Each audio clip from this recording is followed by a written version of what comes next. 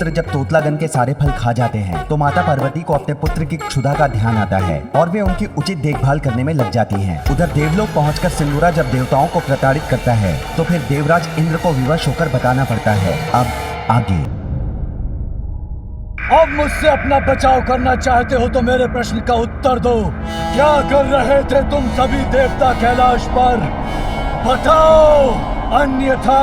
दुष्ट क्यों जानना चाहता है कि कैलाश में क्या हुआ था? ये मेरे साथ कुछ भी कर ले, किंतु मैं इसे कुछ भी नहीं बताऊंगा। बताओगे? मैं जो पूछूंगा तुम उसका उत्तर अवश्य दोगे इंद्र, क्योंकि मैं तुम्हारे मन को अपने वश में कर विवश कर दूंगा तुम्हें।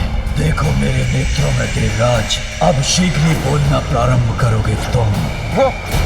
वो बालक माता पार्वती और भोलेनाथ का पुत्र।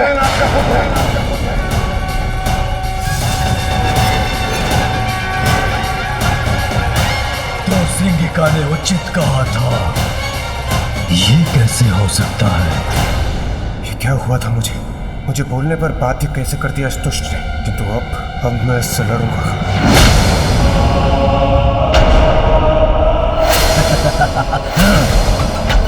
व्यतीत हो रहा है और प्रताड़ित और अपमानित होना है तुम्हें इंद्रदेव।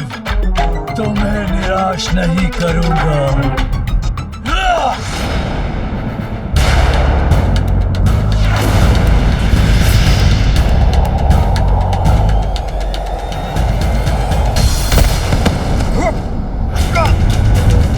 लेकिन ये कैसे सत्य हो सकता है?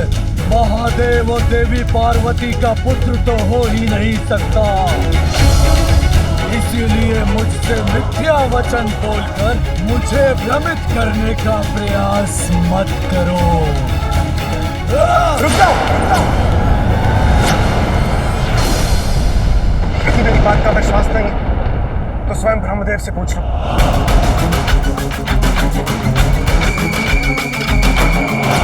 ब्रह्मदेव,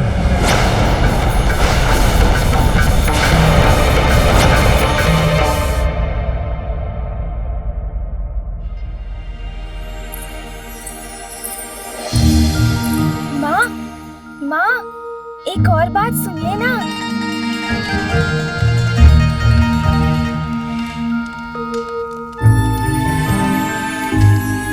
और माँ, एक और बात, पिताश्री का तीसरा नेत्र। हम सभी के पास तो 2 ही नेत्र है, पिताश्री के पास एक तीसरा नेत्र भी है, जानती हैं आप?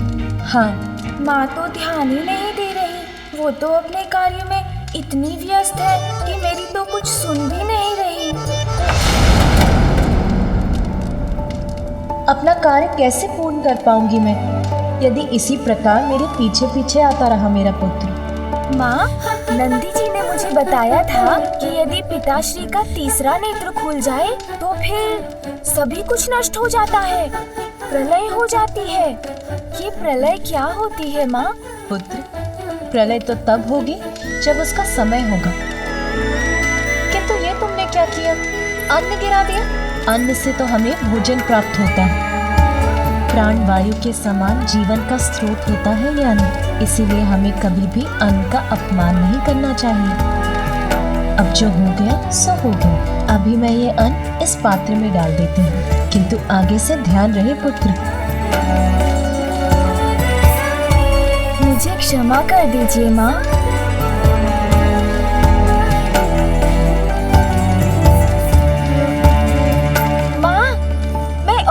तो बताना भूल ही गया। मैंने आपको पिताश्री के जो तीसरे नेत्र के बारे में बताया, वो तो कितना अद्भुत है ना माँ? हाँ पुत्र, तुम्हारे पिताश्री सच में अद्भुत ही हैं। माँ पुनः चली गई। मुझे तो उन्हें और भी बहुत सारी बातें बतानी है। माँ, एक और बात सुनिए ना माँ। माँ, पिताश्री के पास तो डमरू और त्रिशूल भी है, ज्ञात है आपको? यदि ये इसी प्रकार मेरे इर्द गिर्द रहा तो मेरा कार्य कैसे पूर्ण होगा?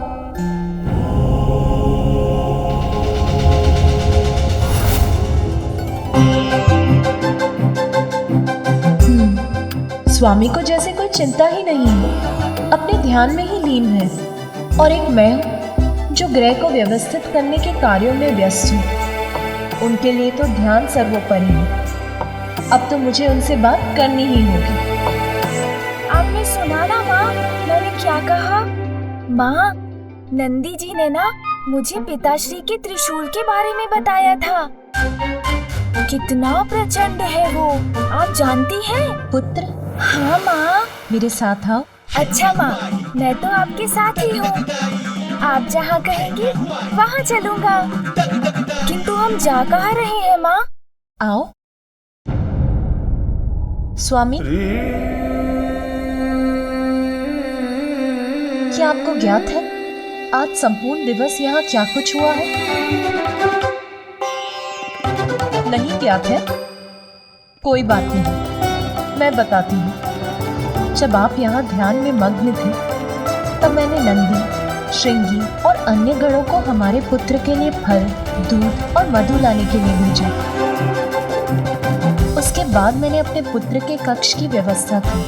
फिर मैंने गृह के अनावश्यक कार्य किए। मैंने तो ये सब किया। अब आप बताइए, आपने संपूर्ण दिवस क्या क्या किया? नहीं, इतना विचार करने की आवश्यकता नहीं है, क्योंकि आपने तो ध्यान करने के सिवाय और कुछ भी नहीं किया। जानना चाहते हैं मुझे ये सब कैसे ज्ञात है? बताती हूँ। जब मैं एक एक कर सभी कार्य निपटा रही थी और साथ ही हमारे पुत्र का ध्यान भी रख रही थी, मेरी दृष्टि जब भी बाहर गई, आप यहीं थे, ध्यान में लिए। जानती हूँ, ध्यान तो आपके लिए बहुत महत्वपूर्ण है। जगत कल्याण का उत्तरदायित्व जो है आप पर। किंतु स्वामी, हमारे गृह में अब एक बालक था। आपके पुत्र का आगमन हुआ है।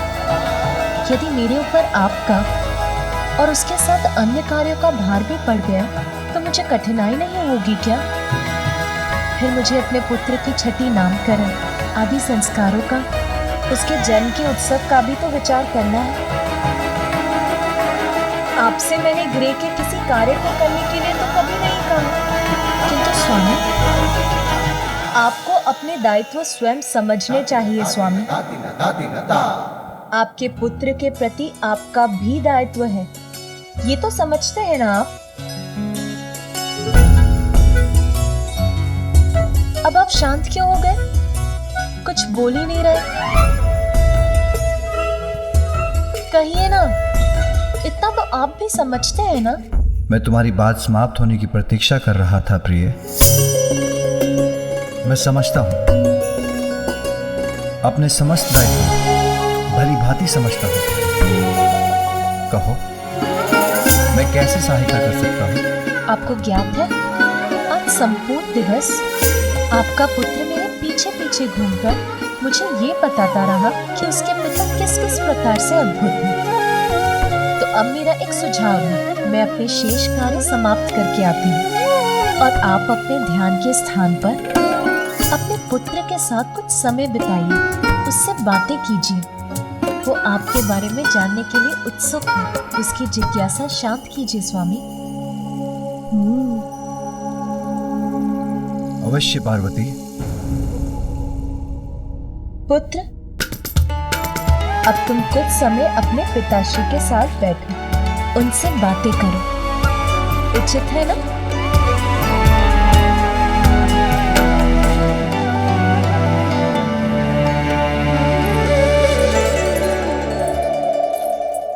मेरे पिताश्री अब मुझे अपने आप को लेकर अनेक बातें बताएंगे।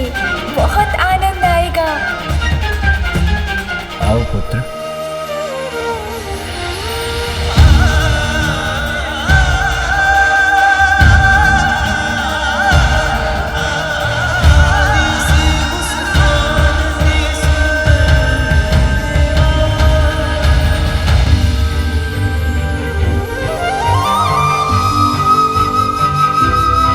पिताश्री, आप निद्रा मग्न हो गए क्या?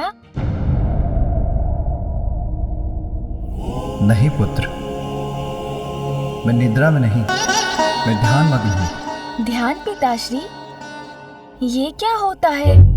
ये तो मुझे नहीं ज्ञात। आप करते हैं तो कुछ अद्भुत ही होगा।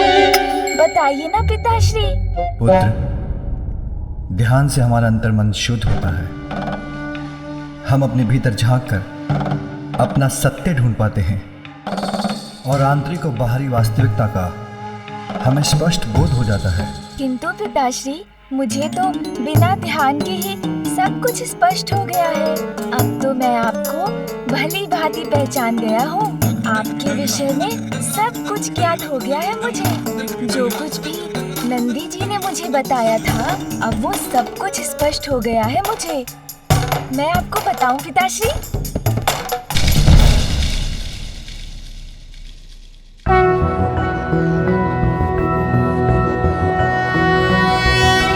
सृष्टि के आप ही नाथ, शिव शंभु जय भोलेनाथ।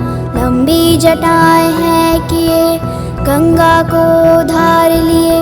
डमरू त्रिशूल है हाथ, त्रिनेत्र जय भोलेनाथ। सृष्टि के आप ही नाथ, शिव शंभु जय भोलेनाथ।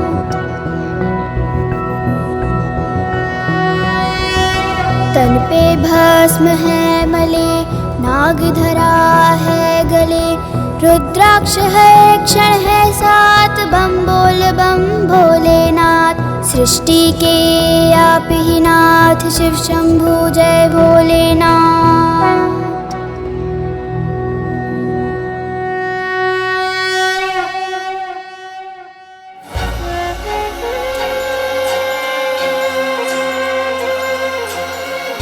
पुनः यहीं बैठ जाता हूँ उनके निकट।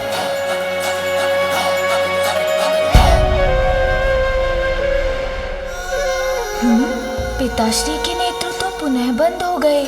अब मैं क्या करूं?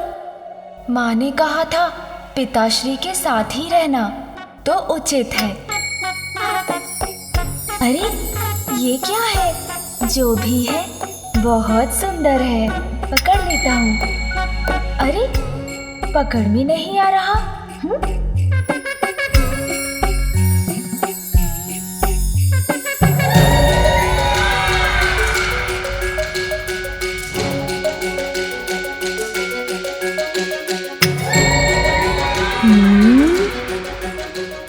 ओह, ये तो कुछ अत्यंत विचित्र और अद्भुत है पिताश्री की जटाओं में। नंदी जी ने तो इसके विषय में कुछ बताया ही नहीं।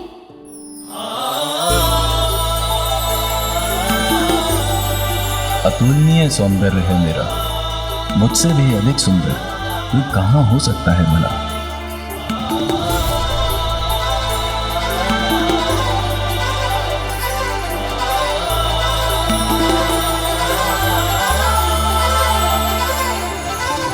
देख लो इसका स्पर्श कैसा होगा।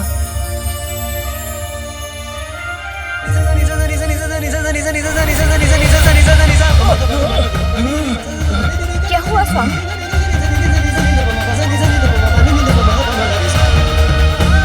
ये तो अनर्थ हो गया। माता पार्वती के पुत्र ने मुझे महादेव के मस्तक से उतार कर अपने हाथों में ले लिया है। नहीं, ये तो सर्वथा अनुचित है। बड़ी अद्भुत चमक है इसकी।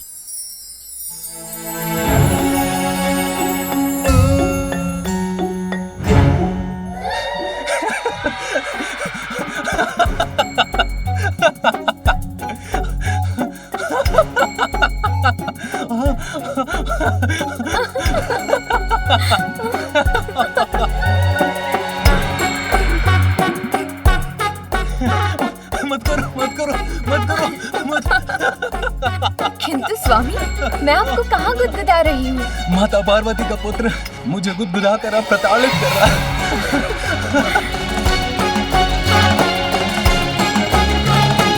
स्वामी, अब आप ठीक तो है? हाँ, अभी तो कुछ अच्छा अनुभव कर रहा हूँ। अपने इस दिव्यास्त्र से मैं सभी बुरे असुरों को नष्ट कर दूंगा।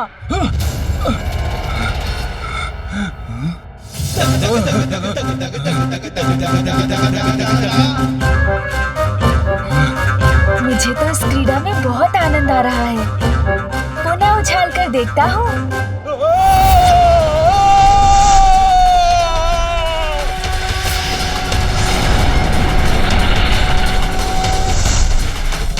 प्रकाश, कहां से उत्पन्न हो रहा है?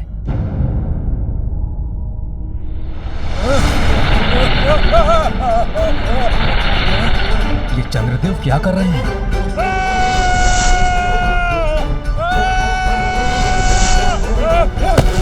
रोहिणी, बचाओ मुझे, कुछ कीजिए, सहायता कीजिए मेरी। स्वामी, आपने शनिदेव को देवी पार्वती के पुत्र को देखने के लिए प्रेरित किया था ना? ये उसी का परिणाम है।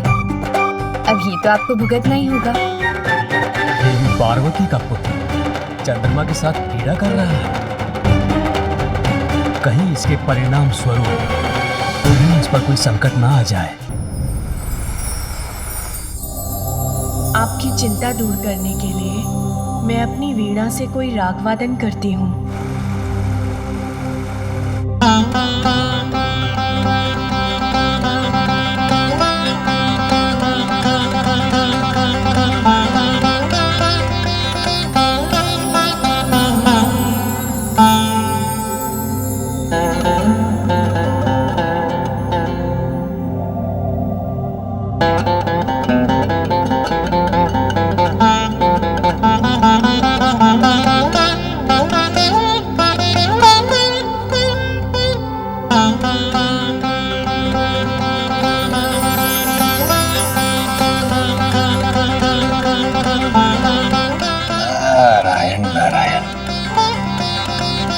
ऐसा संगीत जो मन को कर दे सम्मोहित, नारद प्रफुल्लित, ब्रह्मदेव और माता सरस्वती के निकट जाकर इस दिव्य संगीत का आनंद लेना चाहिए।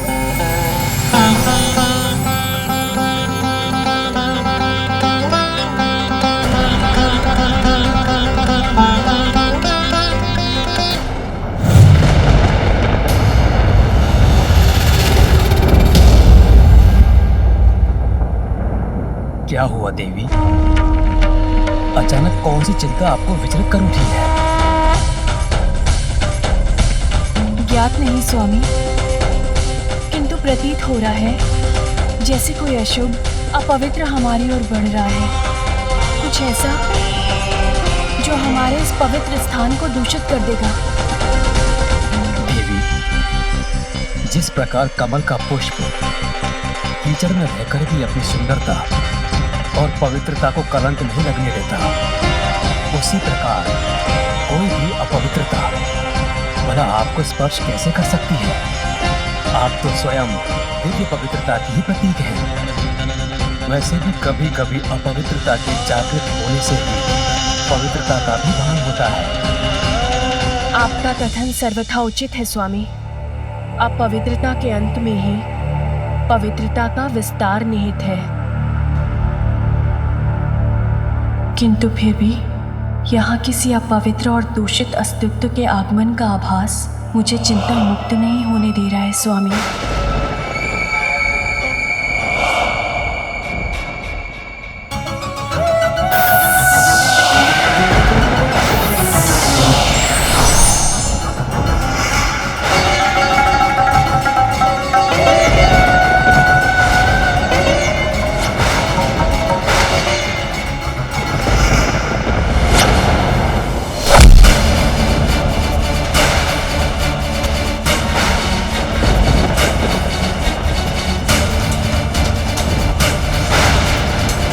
नारायण नारायण, ब्रह्मलोक में ये कौन असुरी आकृति स्थित है?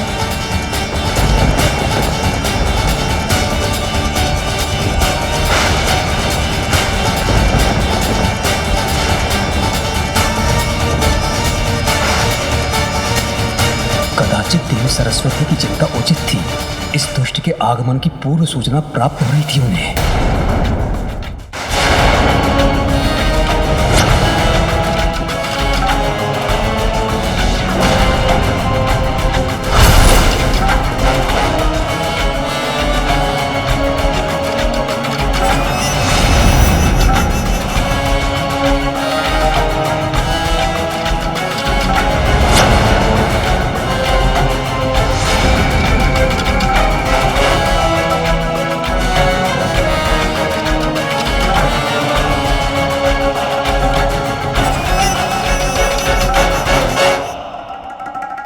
मैं पाताल क्या चला गया, आप तो मुझे भूल ही गए ब्रह्मदेव। मैं तो आपका ही अंश हूँ। आपकी अशांति का कारण मुझे पता है। मेरे आगमन से ही आप इतने अशांत हैं। मैं कदापि यहाँ पर आने का कष्ट नहीं करता यदि मैं इंद्रलोक नहीं जाता और मुझे वहाँ पे ये ज्ञात ना होता कि कैलाश में महादेव और देवी पार्वती के पुत्र ने जन्म लिया है।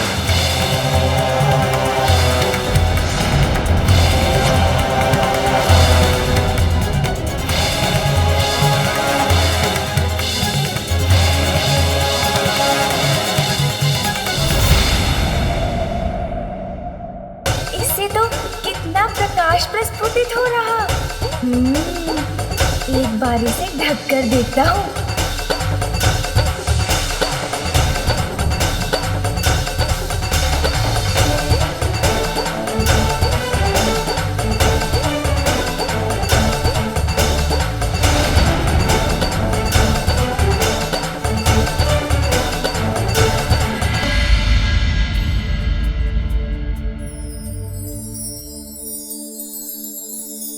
यदि ये बालक किसी प्रकार चंद्र के साथ क्रीड़ा करता रहा तो प्रकृति पर इसका अत्यंत प्रतिकूल प्रभाव भी पड़ सकता है। क्या महादेव को ये ज्ञात भी है कि उनका पुत्र किसके साथ कैसी क्रीड़ा कर रहा है?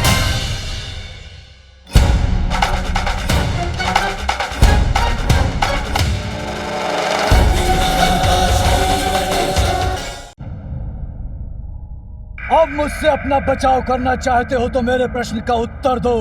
क्या कर रहे थे तुम सभी देवता कैलाश पर? बताओ, अन्यथा। ये दुष्ट क्यों जानना चाहता है कि कैलाश में क्या हुआ था? ये मेरे साथ कुछ भी कर ले, किंतु मैं इसे कुछ भी नहीं बताऊंगा। बताओगे? मैं जो पूछूंगा तुम उसका उत्तर अवश्य दोगे इंद्र, क्योंकि मैं तुम्हारे मन को अपने वश में कर विवश कर दूंगा तुम्हें। देखो मेरे नेत्रों में देवराज, अब शीघ्र ही बोलना प्रारंभ करोगे तुम। वो बालक माता पार्वती और भोलेनाथ का पुत्र है।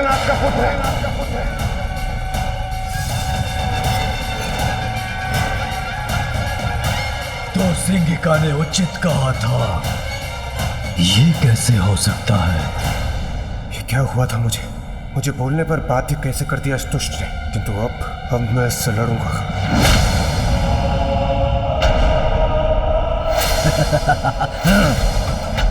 व्यतीत हो रहा है और प्रताड़ित और अपमानित होना है तुम्हें इंद्रदेव। तुम्हें निराश नहीं करूंगा।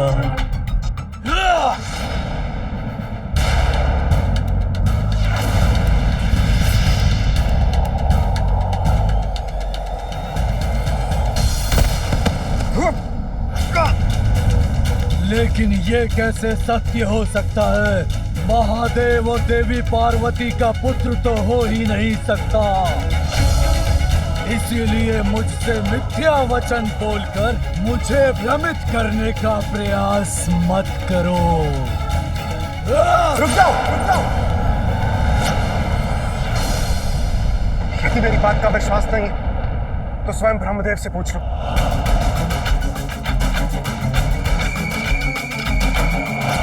ब्रह्मदेव,